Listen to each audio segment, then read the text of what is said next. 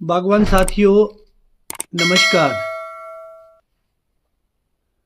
मैं डिंपल पांचटा एक बार फिर से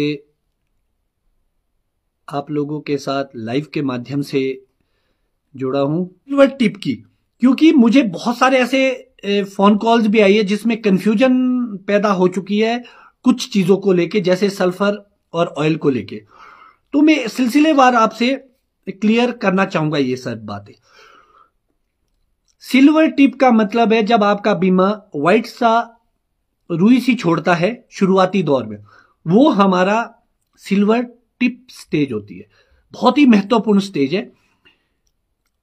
उसी के साथ ही जो पहली बीमारी उसमें हमारे को जो प्रॉब्लम क्रिएट करती है, खासतौर पर गाला ग्रेनी या अब तो रेड डिलीशियस में भी होती है पाउडरी मिल्ड्यू। पाउडरी मिल्ड्यू को अगर आपने कंट्रोल करना है तो सिल्वर टिप पे आपको जरूर उसको कंट्रोल करने के लिए स्प्रे करनी चाहिए। जैसे कि बहुत सारे लोग 200 ग्राम डोडीन या 2 डब्बे डोडीन के अप्लाई करते हैं, और जो डोडीन का बेस होता है वो सल्फर बेस्ड होती है, इसीलिए उसके साथ कोई चीज मिक्स नहीं की जाती। इसके साथ साथ ही मेरी एक रिकमेंडेशन होती है सल्फर की स्प्रे की। 600 ग्राम सल्फर, मुझे लगता है कि इसकी कॉस्टिंग 60 to 70 रुपीज, 60 से 70 रुपए के आसपास एक फार्मर को पड़ेगी।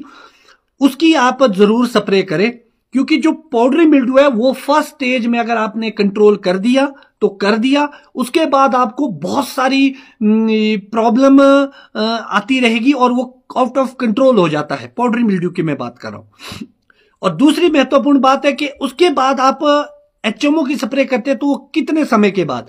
तो अगर आप ऐसे ही देखेंगे तो मुझे लगता है कि सिल्वर टिप से लेकर ½ इंच ग्रीन या टाइट क्लस्टर तक भी आप ऑयल डाल सकते हैं, तो उसका जो समय है वो 12 से 15 दिन या 20 दिन तक भी जाता है अलग अलग जगह पे। तो आपको ये समझना पड़ेगा कि क्या ये रिएक्शन करता है। बिल्कुल भी ये कोई रिएक्शन नहीं करता है। अगर आपको 10 या 12 दिन के बाद भी ऑयल की स्प्रे करनी होती है तो आप इसको कर सकते हैं। इसका ऐसा मैं क्यों बोल रहा हूं, आपने देखा होगा ना नॉन यूनिवर्सिटी ना कोई कंपनी रिकमेंडेशन देती है सल्फर की। ये सिर्फ मेरी प्रैक्टिस थी जिसको मैं पिछले कई सालों से करता आ रहा था, और इसलिए मैं इसकी रिकमेंडेशन बड़ी कॉन्फिडेंटली दे पाता हूं। 600 ग्राम नाइट्रोजन, इसमें आपका पैसा भी बचेगा। डोडीन का ड्रम कहीं आपको 400 के करीब बैठ रहा है और सल्फर का ड्रम आपको 60 से 70 रुपए का बैठ रहा है, और बेहतरीन रिजल्ट। साथ ही साथ ये हल्का सा माइट पे भी कंट्रोल देगा आपको। और एक बात बागवान साथियों, कि जो जब आपके ग्रीन टिप आना शुरू होता है तो जो माइट है जिनसे आप परेशान रहते हैं वो फर्स्ट स्टेज पे वहीं से शुरू हो जाती है। तो इसीलिए तभी आपको रिकमेंडेशन आती है कि ½ इंच ग्रीन पर हमेशा आप एचएमओ 4 लीटर 200 लीटर पानी में स्प्रे करिए। उससे आपके जो माइट है वो कंट्रोल में आएगी। जो एग पड़े होंगे आपके पौधे के ऊपर वो कवर कर देगा ऑयल और एचएमओ, और इससे वो स्प्राउट नहीं होंगे। अब एक और बड़ा क्वेश्चन निकल के आता है अमूमन लोगों के बीच में इंसेक्टिसाइड को लेके। तो बागवान साथियों, मैं आपको बताना चाहूंगा, कभी भी बिना वजह इंसेक्टिसाइड की स्प्रे नहीं करनी चाहिए।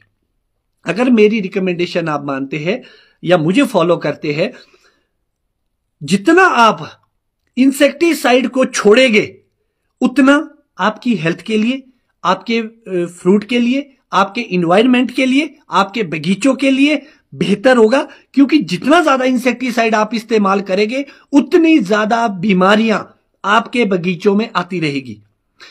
हम इसीलिए इंसेक्टिसाइड का इस्तेमाल बहुत ही मजबूरी में करना चाहिए, जब कोई चीज आउट ऑफ कंट्रोल हो जाए। अदरवाइज आपको इंसेक्टिसाइड की स्प्रे यहां पर बिल्कुल भी नहीं करनी चाहिए, किसी भी रूप में, चाहे क्लोरोफोरिफॉस रूप में। जितना आप इंसेक्टिसाइड करेंगे उतना प्रीडेटर मरेंगे, प्रीडेटर मरेंगे तो माइट भी आएगी, दूसरे कीड़े भी आएंगे। इसीलिए आपको ध्यान रखना है कि इस स्टेज पर बिल्कुल भी इंसेक्टिसाइड की स्प्रे ना करें। हमारी मधुमक्खियां मर जाती है, फ्रेंडली जितने भी हमारे इंसेक्ट है वो सारे किल हो जाते हैं। इसीलिए बीमारियां बड़ा विकराल रूप धारण करती है, जैसे कि माइट ने कर दिया है, क्योंकि हर बीमारी का इलाज दवाई नहीं हो सकती। इसीलिए आपको इंसेक्टिसाइड अवॉइड करने की मैं यहां पे सलाह दूंगा। अब इसके बाद अगली स्टेज पे मैं आता हूं। आपके एक जो क्वेश्चन माइंड में रहता है कि पिंक बर्ड स्टेज पे कौन सी स्प्रे करें, तो मेरी जो अपनी रिकमेंडेशन होती है, जो कहीं भी रिकमेंड नहीं की जाती, एक मेरा 1261 नाइट्रेट फॉस्फोरस, नाइट्रोजन जिसमें 12-13% होगा और फॉस्फोरस हायर साइड पे होगा, वहां पर पोटाशियम नहीं होगा। उसकी स्टेज, उसके साथ आप क्या मिक्स कर सकते हैं? आप उसके साथ, अगर आपके कॉरी रॉट की प्रॉब्लम आती है, बीज के अंदर, फल के अंदर बीज सड़ने की प्रॉब्लम आती है, और अगर रेनी सीजन है या मॉइस्चर हाई है, तो वो फंगल डिजीज होता है फ्रूट के अंदर। उसको बचाने के लिए आप लोग रोको का इस्तेमाल कर सकते हैं, जो नौणी विश्वविद्यालय के द्वारा भी रिकमेंडेड है। रोको का इस्तेमाल आप वहां पे कर सकते हैं उसके साथ, 1261 के साथ। उसके साथ साथ आपको क्या कर सकते हैं? उसके साथ आप बोरॉन 200 ग्राम, कुछ लोग बोरिक एसिड भी डालते हैं, कुछ लोग बोरॉन भी डालते हैं। आप बोरॉन 200 ग्राम 1 लीटर 1 ग्राम के हिसाब से आप 1 ग्राम 1 लीटर पानी के हिसाब से आप उसकी मिक्सचर बना सकते हैं। साथ ही साथ जिंक की आप स्प्रे कर सकते हैं। 100 ग्राम चेलेटिव जिंक आप 200 लीटर पानी में आप उसकी एप्लीकेशन कर सकते हैं अपनी पिंक बर्ड पे। अब एक महत्वपूर्ण क्वेश्चन आएगा कि एक्चुअल में पिंक बर्ड कौन सा होता है। बहुत सारे ऐसे बागवान साथी हमारे हैं जो पिंक बर्ड को समझ नहीं पाते कि एक्चुअल में पिंक बर्ड क्या होता है। जैसे ही लालगी आपको अंदर से दिखती है, वैसे ही कुछ लोग स्प्रे करते हैं। और आप देखिए, क्योंकि हमारा बहुत बड़ा पौधा है, यूनिफॉर्म नहीं आता है फ्लावर, इसीलिए लोअर पोर्शन में आपके पिंक बर्ड आएगा और टॉप पे उस टाइम में बिल्कुल ही बंद रहती है। इसीलिए आप समय का इंतजार करें। लगभग जब 5% के करीब फूल आपको अपने बगीचे में कहीं कहीं दिखने लगे, उसके बाद आप स्प्रे करें पिंक बर्ड की।